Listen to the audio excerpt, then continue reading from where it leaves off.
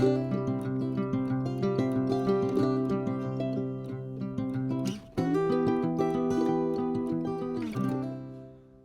morning, everybody, and welcome back to the carving shop. This is Tom Christie, and this is session 2 of carving a green-winged teal drake. In session 1, we developed a pattern, and we'll be using that pattern today to rough cut the body and the head. And then we may begin shaping the bird in this session. I'm not sure. We'll see how it goes. If you value the content of my YouTube channel, please hit the subscribe button. I really appreciate it. It helps me out. And that way you'll get notification of any new content as I continue to build the channel. So let's get going. I'll bring the camera in closer and we'll get a look at the green-winged teal drake. All right, let's get started on laying out the body. I've got a piece of Tupelo from Kurt's Waterfowl Corner. You can tell by that color right there if you've ever purchased wood from him before. This is just a beautiful block of Tupelo. It's so light, it's hard to believe. So we're going to get the pattern on here. And as usual, I like to leave a little excess wood down here because we're going to end up sanding the bottom off. So I want wood there that we can take off. I'm just tracing the pattern.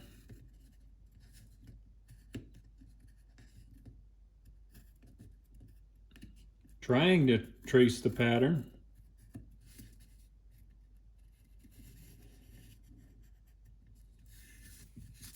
Okay, so we've got the side profile.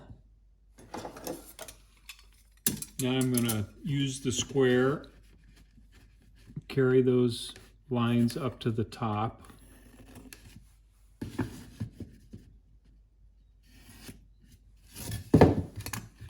And I did square up this block on the bandsaw and cut it to size, but I didn't want to spend time doing that on video. So you've seen that before in some of my other videos. Now that we have that up to the top, we use the top pattern, and it does line up miraculously. Trace the top pattern and mark the center line.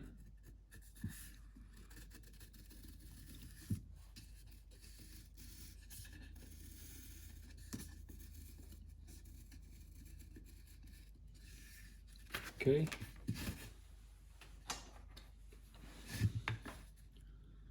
You know I'm kind of nuts about center lines, but I think it's always important to keep it in front of us. So that's ready to cut out. And then I've cut a block of Tupelo to the proper width of the head. And so I'm going to lay the head out. I'm going to preserve some of this wood so I can use it for other teal. Other projects later.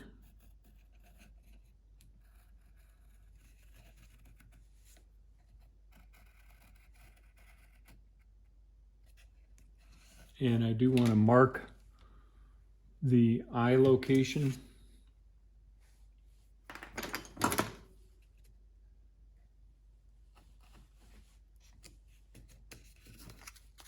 Okay, now we can cut those out, and I'll get a piece of walnut and we'll get a keel going as well. Got a piece of 1-inch walnut. I'm just lining that up on the side profile, and I like my keels 1.5 inches deep, just as a standard. And I kind of like to follow the body lines on my keels, so that's ready to cut out. Got the sound off, and I've sped up the video so we can go ahead and cut out the keel carefully. Just keep your hands away from the blade. You can't say it enough.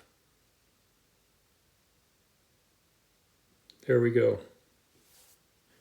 Okay, once again, the video is sped up 2 times, just so you're aware of that, so you wouldn't cut this fast normally. But take your time. I'm cutting that side profile. And if you remember, we're going to retain this top piece because it has the top-down pattern on it. And we'll use that later. I'm going to go ahead and finish cutting out the side profile.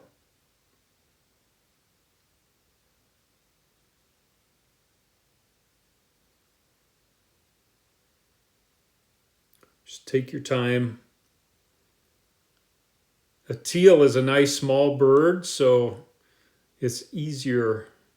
The bandsaw cut is not as deep, and this piece of Tupelo is really nice. Now I'm putting that scrap piece from the top that has the top-down pattern back on and using small nails to tack it in place.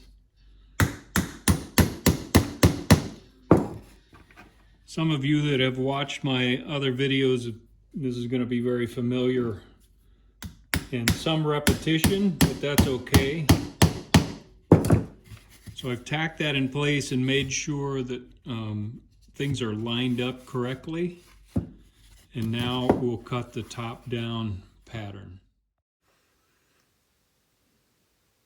Got the bandsaw adjusted, and now I want to carefully cut the top down. And as you work on that first cut, make sure you're not digging into the breast below. So even though your alignment you think is perfect, it's a good idea to slow down and check that before you just start making that cut. And as you get close to the back, to the tail, on a marsh bird like this where the tail is up in the air, you really have to hold down on the front part of the bird, or the bandsaw is going to have a tendency to want to pull that section down because it's not as well supported. So just again, take your time and be careful with the bandsaw.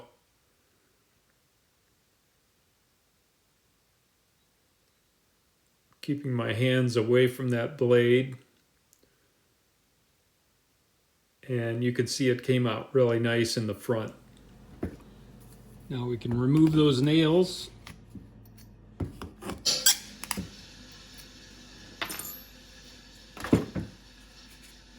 And since I'm not hollowing this particular decoy, I can discard this. If I was going to hollow it out, it becomes a nice nest when you're split the decoy and are hollowing it with a Forstner bit. But this wood is light enough and this bird is small enough that I won't have to hollow it out and get good flotation. Now I want to get a center line back on the decoy.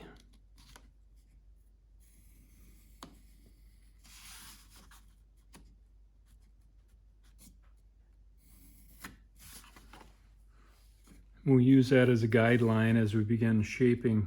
I'm going to use the bandsaw to take off some of this wood on the outside and to begin to round the decoy. Same down here. I'm going to take a little off at a 30-degree angle on the bottom to round that slightly. Okay, let's get the head cut out next. Once again, I'm speeding this video up to 2 times just so it doesn't take so long to watch this part of the video. I like to start at the front of the bill and really define that. It's so easy with a bandsaw to gouge too much wood off the front of the bill. I like to start there and be very careful with it. It's amazing how quickly you can lose a little material and it changes the whole nature of the bill, especially on a teal. The bill is so small to begin with, you can't afford to lose any material up there. So take your time. Again, reposition your hands to keep them away from the blade.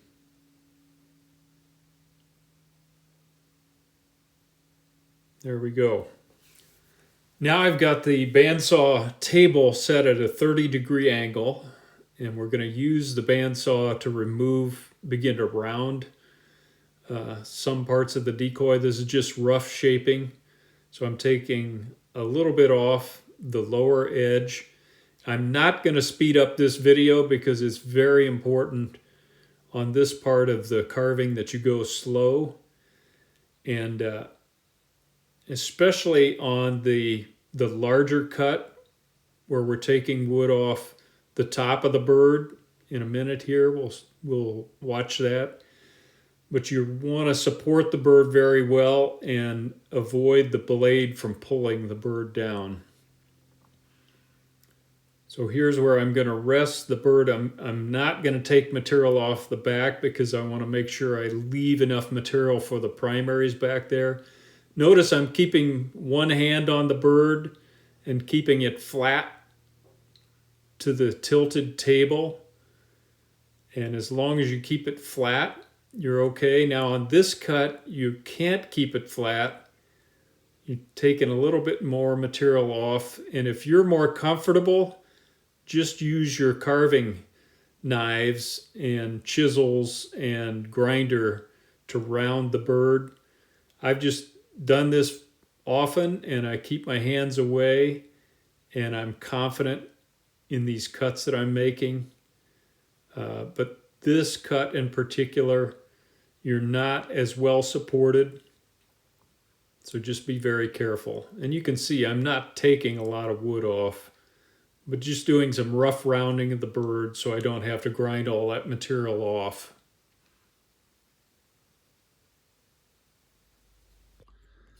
Next, I want to get a center line back on the head, and it's 1 5/8 inches. So I have to, so I'll strike a center line around. That allows us to maintain the pattern. We don't want to lose that center line. And then I'll also use the head pattern and mark the eye locations on both sides with my awl. And then we'll drill a small diameter hole through from both sides so that we have that location defined to begin with. This bird is not going to have much of a head turn. I just want it snuggled in a comfortable position, so it already has some character.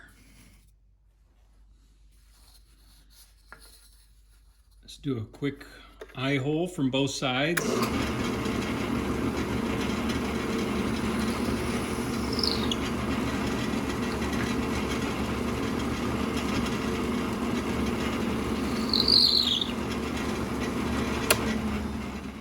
Now I'm going to move over to the belt sander and I'm going to work on the keel a little bit to get it ready for sealing. So I want to take off the bandsaw lines. So I'm going to do that carefully on the belt sander. And remove material until I've gotten rid of the tool marks that the bandsaw has made on this piece of walnut, because when I finish the keel, I don't want to have to fight with those tool marks. So I'm doing that on both sides, and I'll speed this video up because in general I'm just going to be sanding this and getting it ready for more work. So I am speeding it up. I use a square to make sure I'm keeping the keel square. I like the Decoy to rest naturally on its keel and not tumble over. And so it's important to keep the keel square as you're shaping it. Just more sanding of the keel. So it's kind of like watching paint dry, but it's an important part of the process. So I thought I'd show it here.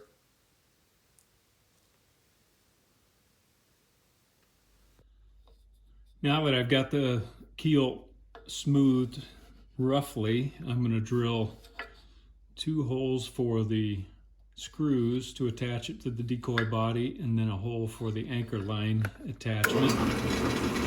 I use a 1/4 inch drill for the screw holes, so there's plenty of clearance for the screw, and also for the anchor line attachment hole.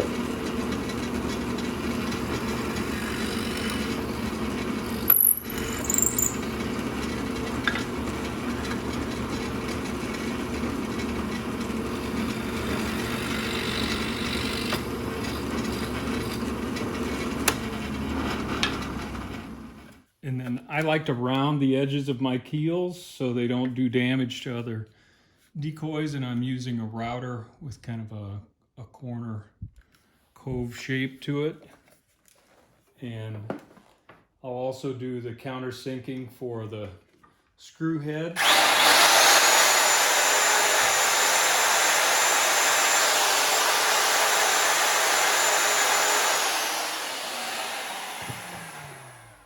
Then once the rounding is done with the router, I just use a little sandpaper and smooth things up and get the keel ready for sealing. So it'll be ready to mount to the decoy when I'm done carving. Once I have the keel ready to go, I'm going to take a little DevCon 2-part epoxy on a nail and use that to run up and down inside the screw holes and make sure there's good coverage inside there for waterproofing those screw holes, so that if any water seeps past the screws, it's not going to get into the grain of the keel. So I'll do that from excuse me, from both sides, again, just to make sure there's good coverage. I'll do the same thing with the anchor line hole.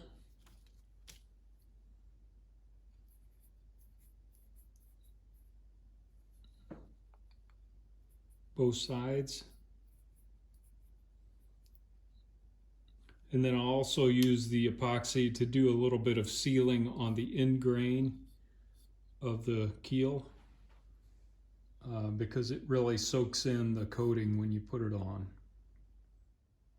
Here's just a quick shot of the keel with the DevCon sealing it, both in the screw holes and on the surfaces that have end grain.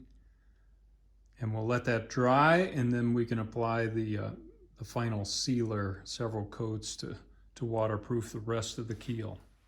Okay, I think we'll call that a wrap on session 2 of the Green-winged Teal Drake. And we got the head and body cut out. We've got the keel formed and ready to be sealed. And I don't want these videos to be too long, so we've got enough footage for today. In the next session, we'll focus on the head, shaping the head, getting the detail done on the head, and maybe even inserting the eyes. And then we'll work on the body and get it shaped up. Well, I'm enjoying carving with you, and until next time, this is Tom Christie signing out. Good carving to you.